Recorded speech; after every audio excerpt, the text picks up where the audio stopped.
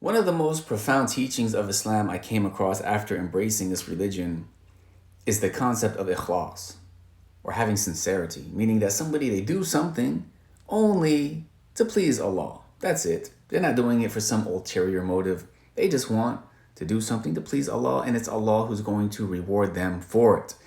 Take, for example, a guest coming over to your house. Somebody who is not upon guidance, they don't have sincerity in their actions for Allah. This can create a very awkward situation for the host and the guest, because the guest is already in a vulnerable situation. They depend on the host to take care of them. But the host, if they're not upon guidance, they might think, man, I got this guest. I got to give them food and drink, or they're going to be complaining. They're going to be eating my food. This is my provisions. You know, they're causing me harm. They're being a burden on me. And how does this make the guest feel?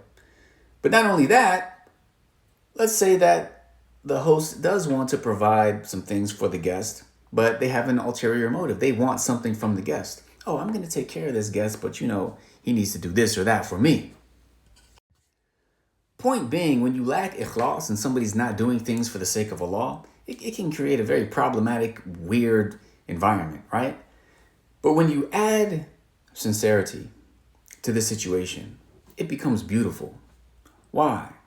The Prophet Muhammad, peace be upon him, he taught us, whoever believes in Allah and the last day, let him honor his guest.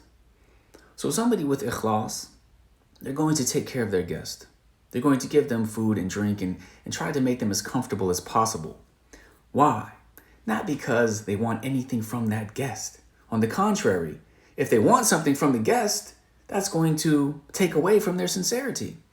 They're doing it for the sake of Allah. They're doing it because they want Allah to be pleased with them. And they understand this life is a test. Part of this test is being generous.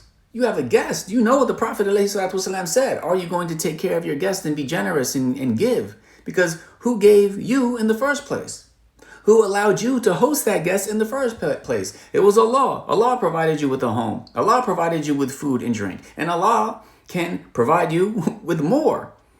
He can give to whoever he pleases without measure. And this creates what? It takes away all of that awkward tension. Why? Because the host is taking care of the guest, so the guest is taken care of. And why is he doing it? For the sake of Allah. And who's going to reward the host? Allah, the one who can reward us with eternal paradise in the hereafter. What better reward can anyone give? No one can give a reward better than that.